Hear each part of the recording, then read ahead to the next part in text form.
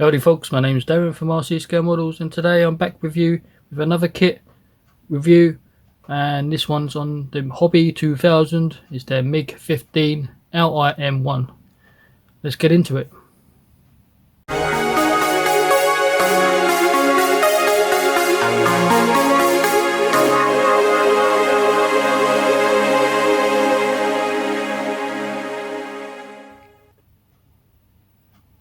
So what we get inside this one is pretty standard box art. It's white with the picture, and I have the drawings. That's how Hobby 2000 do theirs.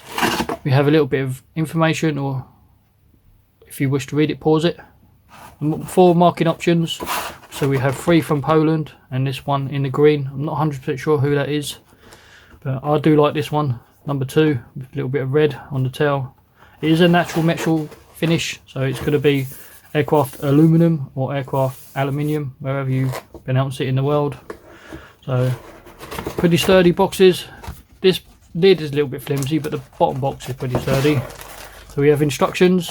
You do get a little bit of bonus with Hobby 2000. Sometimes they add resin, different things, but with this kit they give you a canopy mask, which is here, which is this black one. It's like a vinyl mask. I think it's Montex.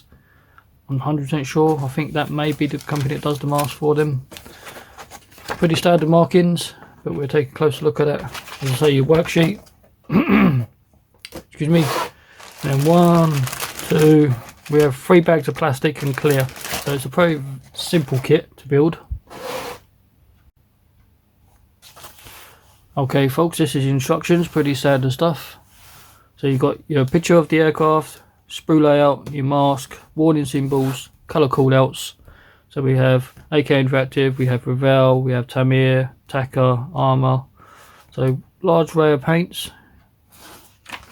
Straight off the bat, section 1 is here. Working with the cockpit floor, cockpit seat, side walls, the cockpit. So there is some detail on the actual parts, instrument panel, that kind of thing. There is a decal to go on. It's okay for what it was back in the day, but I'm going to be upgrading the cockpit with a resin set from Edard. This section here is the guns or cannons. This goes on the lower section, and I think it's part of the wheel well as well, all as one kind of assembly. They're asking for a little bit of nose weight, 5 grams in this splitter section. This part is part of the engine, so as you can see into the back of the engine, you will see part of it. Once you've done that, you can sandwich it all together. It's pretty standard stuff. Focus. And we have the rudder, pretty standard. Don't forget this little piece here. A couple of aerials. I'll leave all that to the end, the small parts. Canopy open or closed. I'm not sure about it being open, but I know for sure you can have it for closed.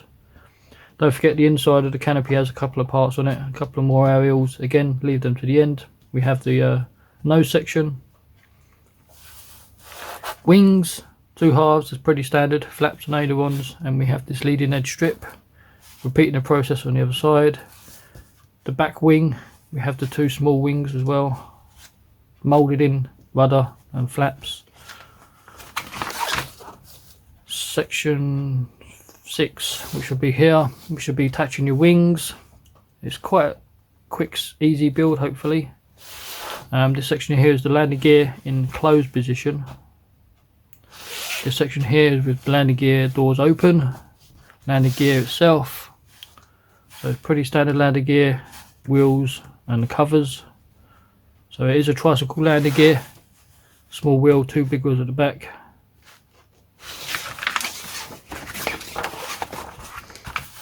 This section here is extra fuel tanks, and then this section here are more fuel tanks but longer range, I believe. So it's optional parts. And then we go on the first colour call out, which is going to be natural metal aluminum colour, aluminium. This is Poland, 1952. We have this country.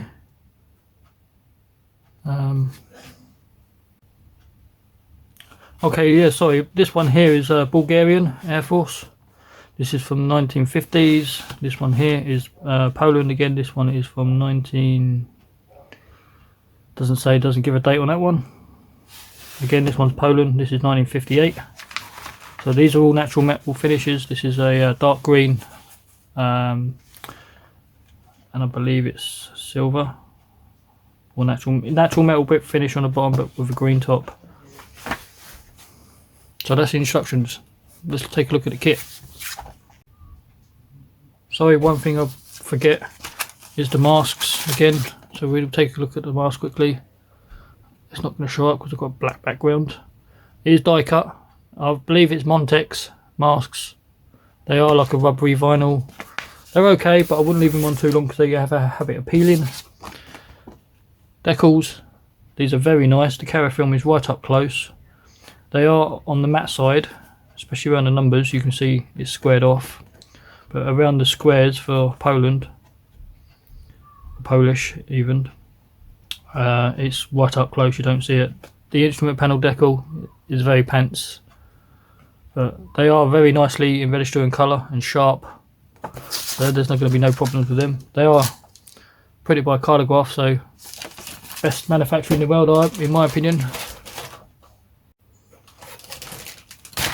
So we go straight into the kit. So what we have here,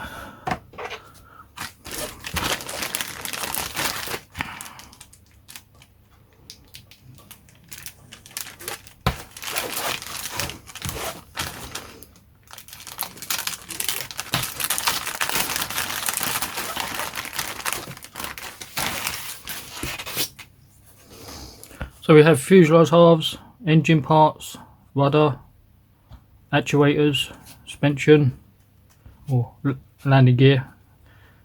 These wings are moulded as one piece.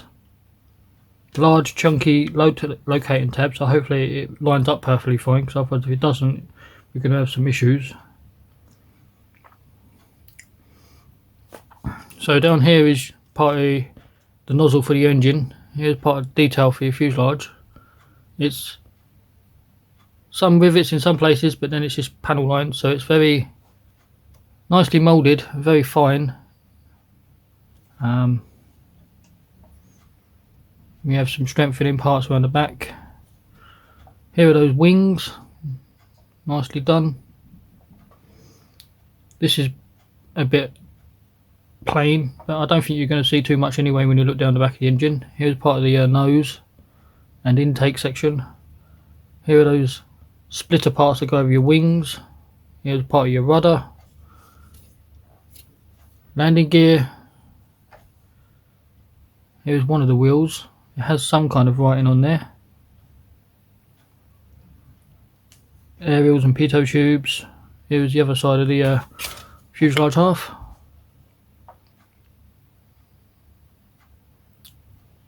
Yeah, typical Hasegawa. It's very fine, nicely crisp and clean. Sadly the air brake is moulded in, it's not separate. I wish it was separate parts because you could have displayed it open. But here's the inside and here's the locating tabs. Like I say, hopefully it all lines up, because otherwise if it don't we're going to have some issues. But it looks pretty good and it's typical Hasegawa.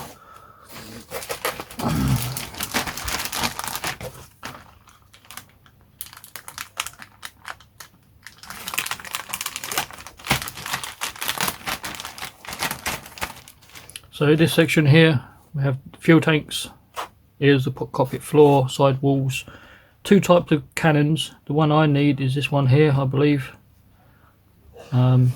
These are more fuel tank sections. Firewall instrument panel, which is plain, has nothing on it at all.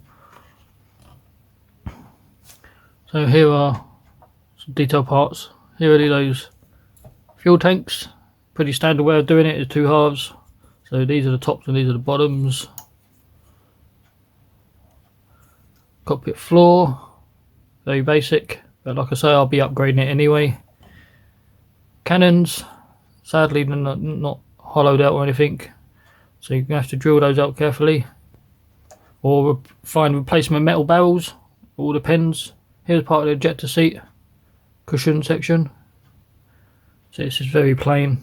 Side of the walls of the cockpit, it's very basic. Here's part of the cockpit as well, I believe, this section here. Looks like rudder pedals. Here's part of the firewall. There's your instrument panel. As I say, it's got no dials on it whatsoever, hence why you just slap a decal on it. It definitely is not going to cut it. Detail parts. Here's part of your lower section of your seat. And it's got a kind of seatbelt moulded in-ish. Here's your splitter section for your nose and intake. Here's the front wheel. It's moulded as one part, and tyre all moulded in together. So he's going to take some careful painting. But as I say, the upgrades I'll be doing for this is the undercarriage, cockpit. There is another mask coming, which is Edard's mask, which is I think better than Montek's. And I believe this cannon is being replaced as well.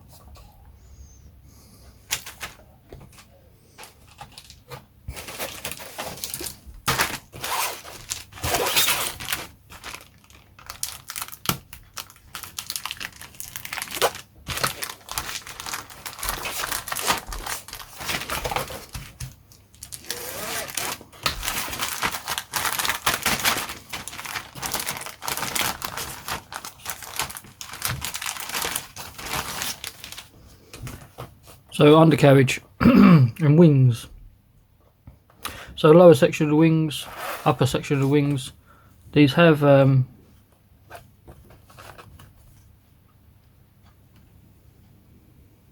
those vortex things over the wings already. So strangely they've moulded them in, and it's asking you to put one in already. I don't understand that. Landing gear doors and flaps. So pretty good. There is a couple of ejector pins inside. Again, those giant locating tabs for the wings. Landing gear doors look pretty good to me. Inside the wing there is some detail. Outside surface detail for the wings.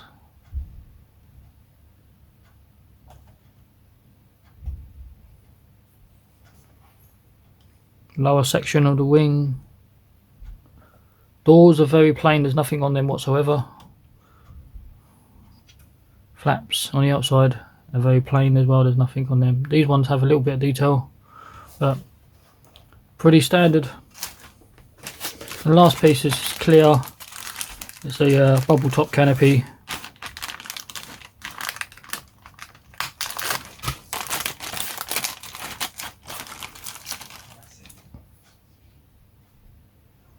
So it has a nice framing to protect it. We do have framing around it. There is no seam line, it is framing. And then the front shield. A couple of lights and head up display part, gun sight type thing. But it looks pretty good. Standard Hasegawa plastic, nice and sturdy, clean and crisp.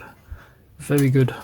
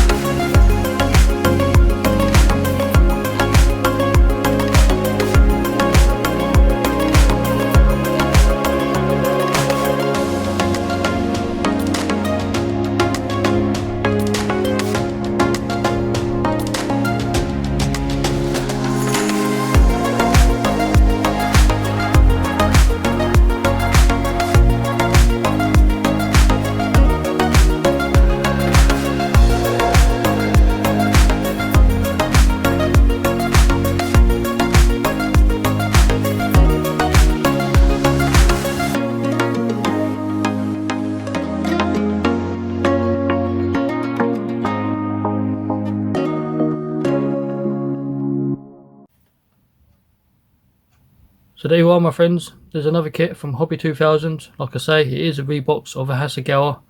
So it's a beautiful kit. It's still hand down, one of the detail kits from the time. It still holds its own. So like I say, if you're looking for Hasegawa particular, check out Hobby 2000 because they do Rebox their kits. Like, comment, subscribe, and I'll catch you later.